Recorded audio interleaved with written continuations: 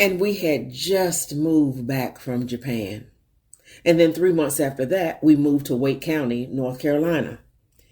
And I was working full time. I was going to school full time. Our daughter had just been diagnosed with dyslexia.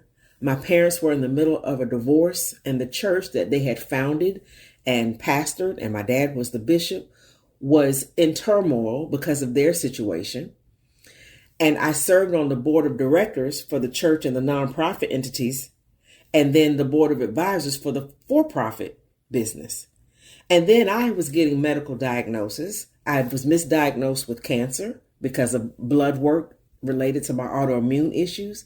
And I just had to stop and say, oh my God, what is happening? And make the decision to say, what is mine? What's mine to carry versus those things that maybe I can just assist with when I'm well enough. Because baby, some days I did not know whether to wind my head or scratch my watch.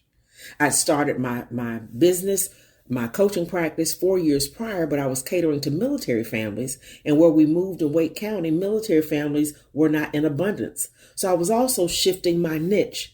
So going to work full time, going to school full time, and trying to build a coaching practice on the side so I could leave my 9 to 5. Baby, some days I did not know whether to wind my head or scratch my watch.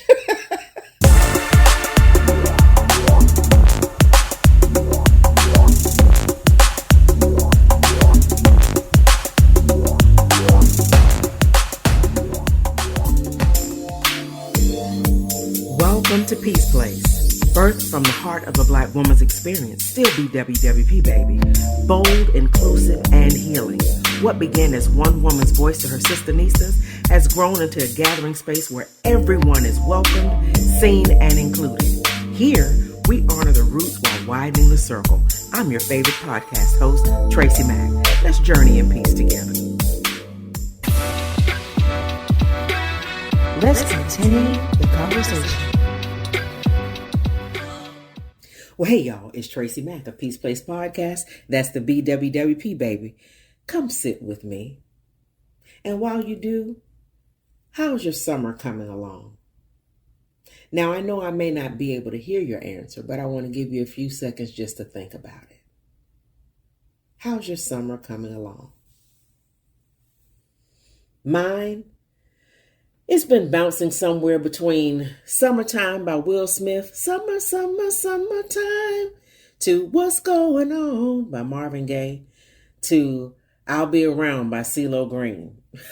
When you want me to come, when you want me to come, call me.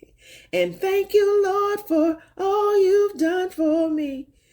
And be grateful, both by Walter Hawkins.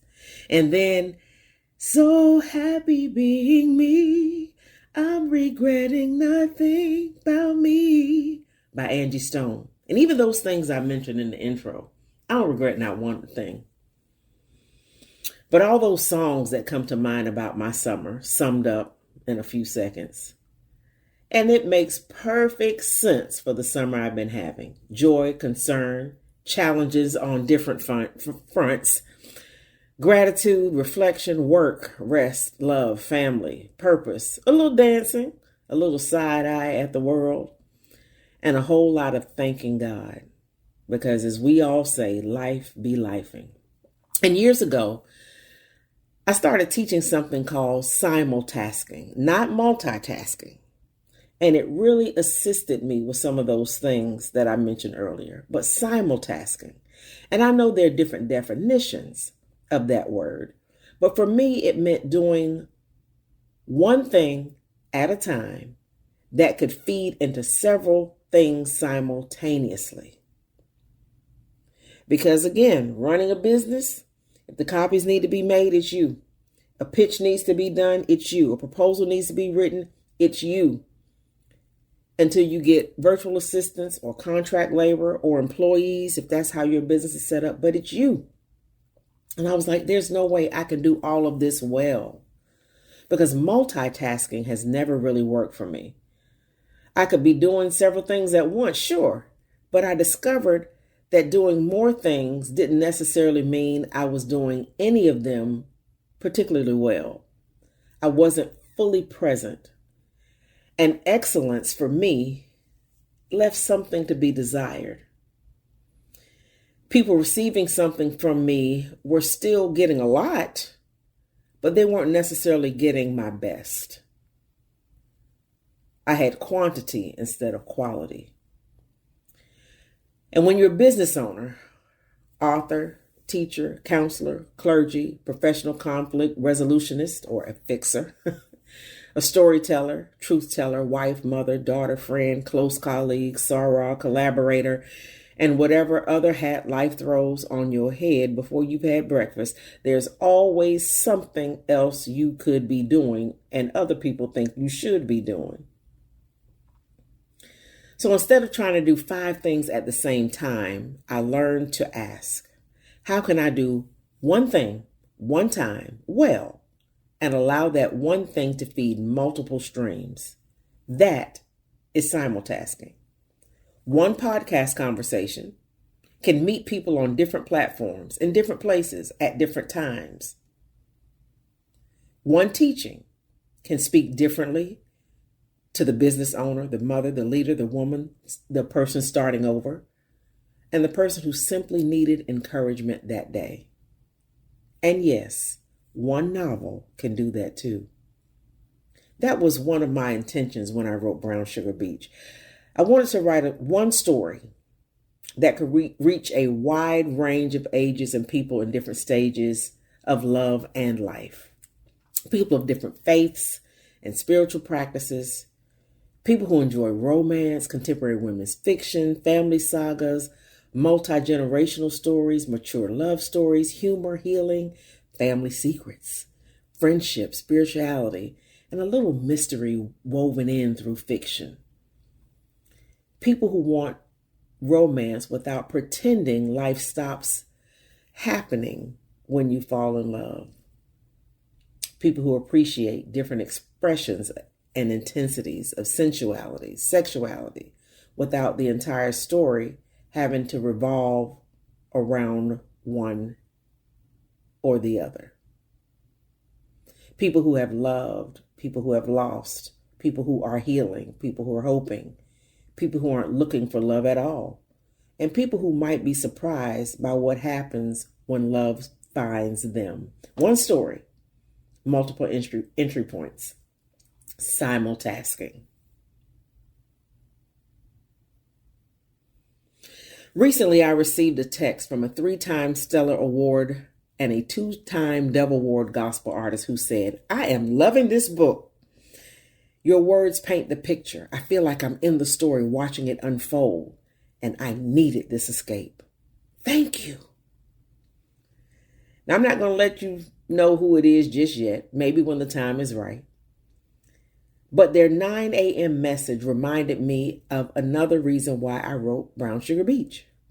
I wanted to give them and people like you and me a positive, beautiful escape.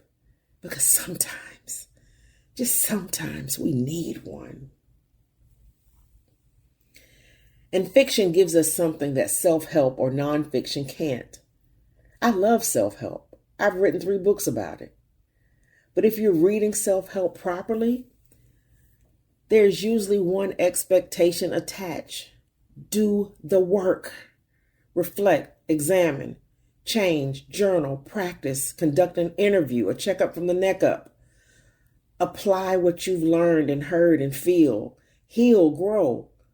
But the word is work. It requires work. But a good novel? Maybe that book is just asking for a little of your time. That's it. Come on in. Sit down. Put your feet up. Meet these people. Go somewhere else for just a little while. Laugh. Get mad. Fall in love. Let your body feel. Talk back to the characters. Try to figure out what they're doing before they do it. And maybe without assigning you one worksheet, the story leaves something beautiful behind when you come back to yourself. That's one of the gifts of fiction. It can take you away better than Calgon.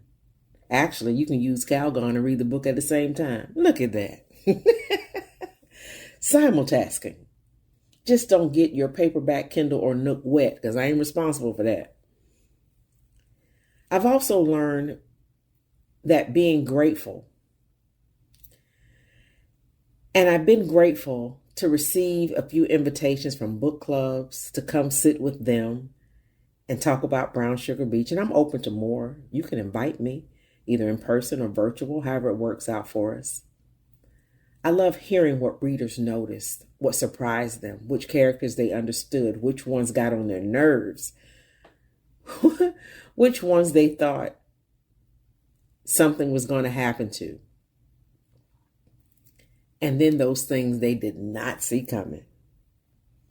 But I also know everybody isn't in a book club. Some people don't have someone nearby who's reading the book that they can talk to and fuss me out about the parts they didn't like. Some don't have time for a scheduled discussion with a group of people. And some readers, whether they be introvert, ambivert, outrovert, they just don't want to be with people that way. And some of y'all just want to read your book in peace. I understand that too, child. So let's have our own little Brown Sugar Beach conversation. If you've read far enough, you'll know the answer to 7 questions I've got for you.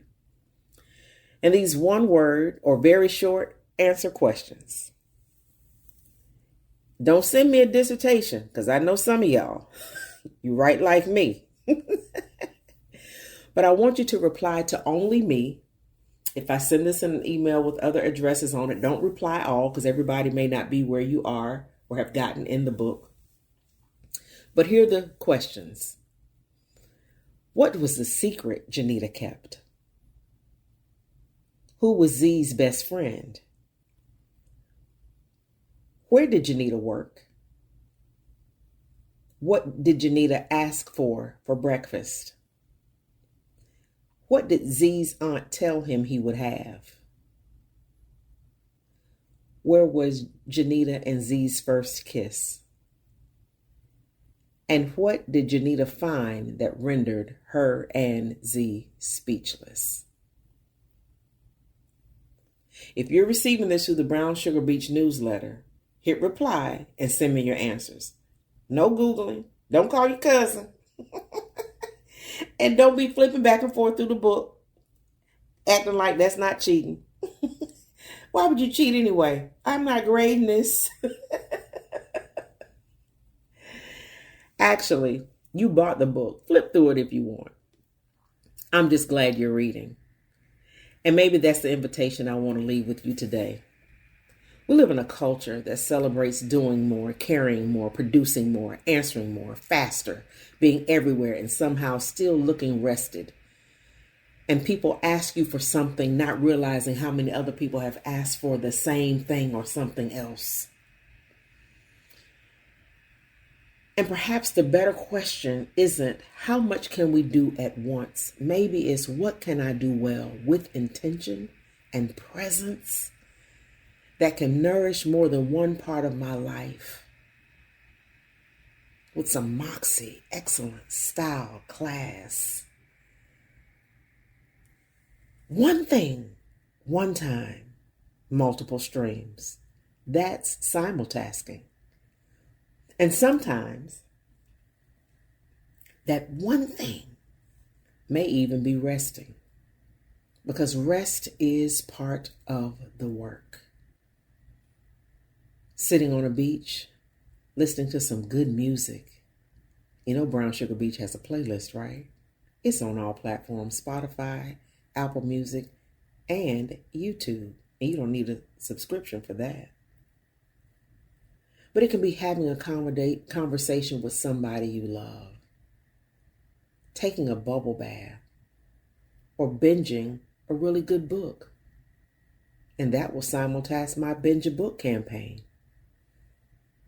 Whatever you're doing with the rest of your summer, I hope some of it makes you say, I am happy being me. Come sit with me.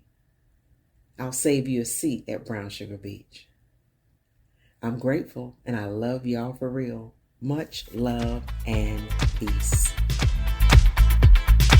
Thank you for spending time with me at Peace Place. This is an inclusive space where we honor the wisdom of Black women while welcoming every heart ready to heal and flourish. To my sister Nistas and to all of you who are part of this circle, you belong here. Until next time, rest is resistance, joy is resistance, and peace is your birthright. Stay rooted, stay included. I'm grateful and I love y'all for real. Much love and peace.